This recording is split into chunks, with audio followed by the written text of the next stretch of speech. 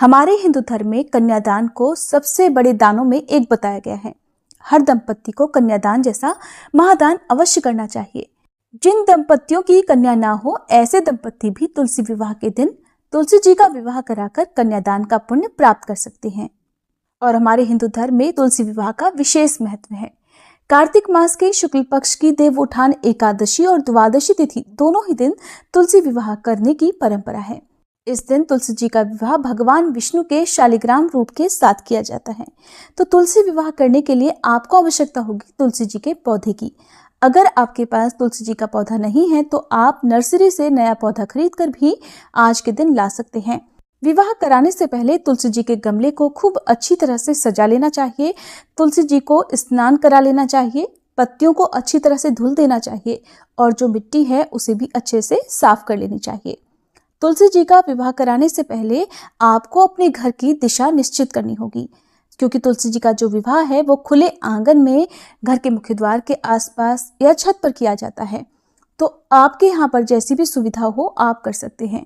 विवाह के लिए एक वधू को जितनी भी श्रृंगार की सामग्री या जो भी साज सज्जा की आवश्यकता होती है उसकी तैयारी आप पहले से करके रखें और सबसे पहले अपने सगे संबंधियों को तुलसी विवाह का निमंत्रण जरूर दें, क्योंकि आज के दिन शालिग्राम जी के साथ तुलसी जी का विवाह कराया जाता है। शालिग्राम जी एक पत्थर के रूप में होते हैं और जो असली शालिग्राम जी हैं वो गंडकी नदी में पाए जाते हैं।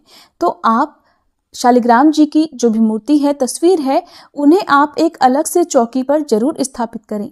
अगर आपके पास शालिग्राम जी नहीं है तो आसपास मंदिर में आपको शालिग्राम जी मिल जाएंगे। आप पुजारी जी से कहकर मांग कर उनसे शालिग्राम जी ला सकते हैं।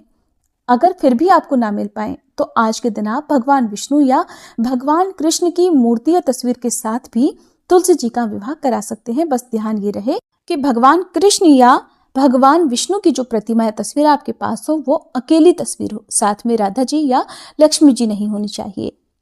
पूजा करने के लिए आपको 2 चौकी चाहिए और जिस जगह आप पूजा करने वाले हैं उस जगह पर आप गंगा जल छिड़ककर, गाय के गोबर से लीपकर, गेरू से लीपकर, उसके बाद सुंदर सी रंगोली सजा लें। 2 चौकियां रखें और एक चौकी पर आपको शालिग्राम जी या भगवान विष्णु की प्रतिमा या तस्वीर की स्थापना करनी है। दूसरी चौकी पर आपको तुलसी जी का पौधा रखना है, जो गमले सहित आपको रखना होता है। चौकी के चारों ओर 4 गन्ने खड़े करके मंडप बना लें। उस मंडप को आप अपनी सुविधा, अपनी सामर्थ्य अनुसार सुंदर चुनरियों से, साड़ी से या लाइट आदि से सजा सकते हैं। अब जो तुलसी जी का पौधा है वो आपको फेरे लेने से पहले, विवाह कराने से पहले किस तरफ रखना है ये बात भी आपको ध्यान में रखनी है, क्योंकि जब तक विवाह के फेरे नहीं होते हैं तब तक जो तुलसी जी हैं वो शालिग्राम जी के दाईं तरफ विराजमान रहती हैं। विवाह कराने के बाद, फेरे कराने के बाद तुलसी जी का स्थान परिवर्तन किया जाता है और उन्हें शालिग्राम जी या भगवान विष्णु के बाईं तरफ बिठा दिया जाता है। चौकी पर कलश की स्थापना जरूर करें। कलश की स्थापना करने के बाद एक दीप जलाकर रखें। तुलसी जी का श्रृंगार करें। मंगलसूत्र और सिंदूर को छोड़कर बाकी सभी जो भी श्रृंगार की सामग्री है वो तुलसी जी को अर्पित करें। लाल चुनरी चढ़ाएं और उन्हें आप काजल, बिंदी, मेहंदी आदि लगाएं। चूड़ियां चढ़ाएं। जो पौधे की टहनियां होती हैं आप उनमें चूड़ियां सजा सकते हैं, चूड़ियां चढ़ा सकते हैं। इसके अलावा लहंगा, साड़ी, चुनरी ओढ़ाकर भी आप तुलसी जी का श्रृंगार कर सकते हैं। भगवान शालिग्राम जी को आप स्नान कराकर चंदन का तिलक लगाएं, उन्हें जनेऊ अर्पित करें और उन्हें पीला वस्त्र जरूर अर्पित करें। जो भी दंपति तुलसी विवाह कराते हैं उन्हें इस दिन उपवास रखना चाहिए। चाहे आपने एकादशी का उपवास रखा हो और आप द्वादशी तिथि को तुलसी विवाह कराना चाहते हो तो आपको दूसरे दिन भी उपवास जरूर करना चाहिए। फिर अब आप हाथ में जल और पुष्प लेकर अपनी पत्नी सहित तुलसी विवाह का संकल्प लें कि आज आप तुलसी विवाह कराने जा रहे हैं। हे शालिग्राम जी या हे श्री विष्णु भगवान, हमारे द्वारा की गई पूजा को और हमारे द्वारा किए गए इस विवाह को आप स्वीकार कीजिएगा। हमने अपनी तुलसी जी को अपनी पुत्री की तरह पाला पोसा है और आज विवाह के शुभ अवसर पर आप इन्हें अपनी पत्नी के रूप में स्वीकार कर हम पर कृपा करें। सबसे पहले ओम श्री गणेशाय नमः कहकर पूजा का शुभारंभ करना चाहिए।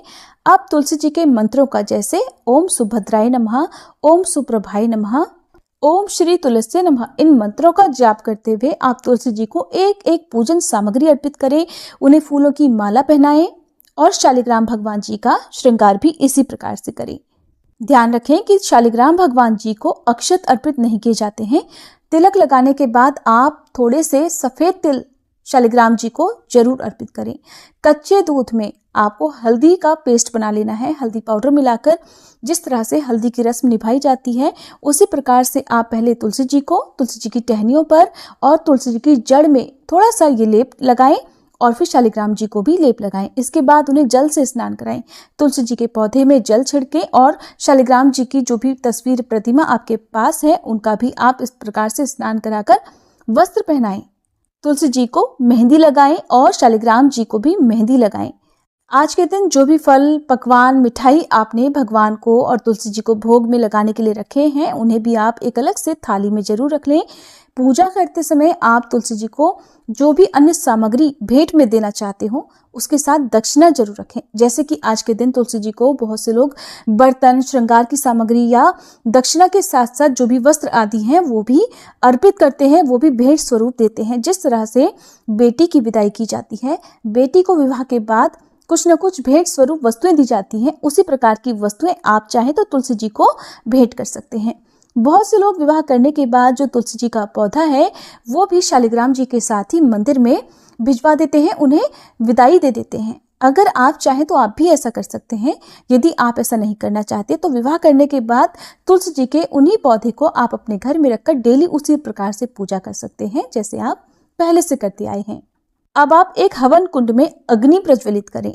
हवन कुंड में अग्नि प्रज्वलित करने के बाद अब आपको फेरों की तैयारी करनी है।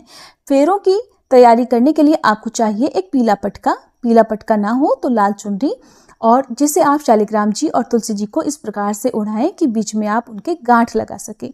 गांठ आपको 3 गांठ लगानी है और परिवार का कोई पुरुष सदस्य अपनी गोद में, अपने हाथों में शालिग्राम जी को लेकर या जो भगवान की तस्वीर प्रतिमा आपने रखी है उन्हें लेकर तुलसी जी के चारों ओर क्लॉकवाइज 7 बार परिक्रमा करें, जिस प्रकार से फेरे लिए जाते हैं।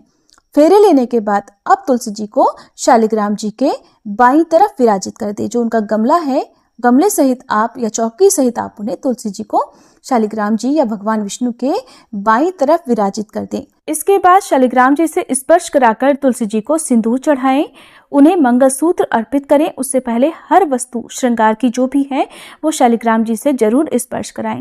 फिर तुलसी जी को मंगलसूत्र चढ़ाएं, उन्हें बिछी चढ़ाएं, पायल आदि चढ़ाएं।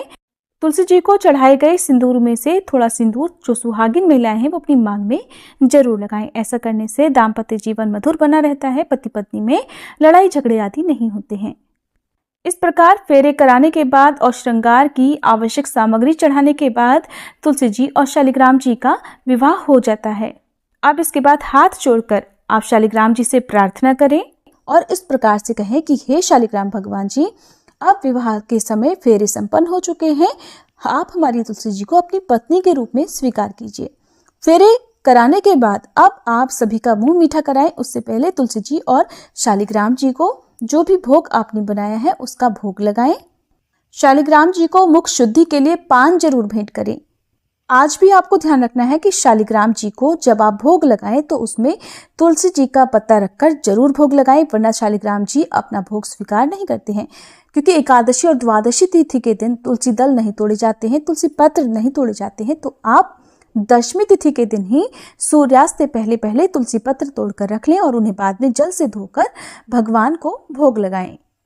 बाद में बचे हुए भोग को प्रसाद रूप में इस परिवार के सभी सदस्यों में बांटना चाहिए। जिन दंपति ने कन्यादान किया है उन्हें विवाह कराने के बाद अपना उपवास खोल लेना चाहिए। उपवास खोलते समय आप तुलसी जी का एक पत्ता पानी के साथ निगलें। उसके बाद जो प्रसाद आपने बांटा है उसी प्रसाद को ग्रहण करके उसके बाद आप शुद्ध सात्विक भोजन ग्रहण कर सकते हैं। तुलसी जी का विवाह कराते समय परिवार के सभी सदस्यों को भजन कीर्तन या फिर तुलसी माता के भजन आदि गाते रहना चाहिए। और विवाह कराने के बाद सबसे अंत में जय जयकार करने के बाद सच्चे मन से क्षमा याचना करनी चाहिए, ताकि तुलसी जी का विवाह कराने में कोई भी कमी रह गई हो, कोई भी गलती हो गई हो तो उसका कोई दोष न लगे। इस तरह से तुलसी जी का विवाह संपन्न कराया जाता है। जो भी पूजन सामग्री है जैसे पुष्प, अक्षत आदि, तो उसका विसर्जन आपको अगले दिन सुबह पूजा करने के बाद कर देना है। जो भी फल मिठाई आदि हैं उन्हें प्रसाद रूप में सभी लोगों में बांटकर खुद भी ग्रहण करना चाहिए। जो लोग एकादशी के दिन तुलसी जी का विवाह कराते हैं तो आप शाम की पूजा करने और तुलसी जी का विवाह कराने के बाद फल या फिर दूध से बनी मिठाई का सेवन कर सकते हैं, या जो फलाहार आप हर एकादशी व्रत में करते हैं वो आप कर सकते हैं। व्रत रखने वाले भक्तों को सिंघाड़ा, मूली या तुलसी का पत्ते का सेवन इस एकादशी की रात में नहीं करना चाहिए। अगले दिन पारण करते समय आप इन चीज़ों का सेवन कर सकते हैं।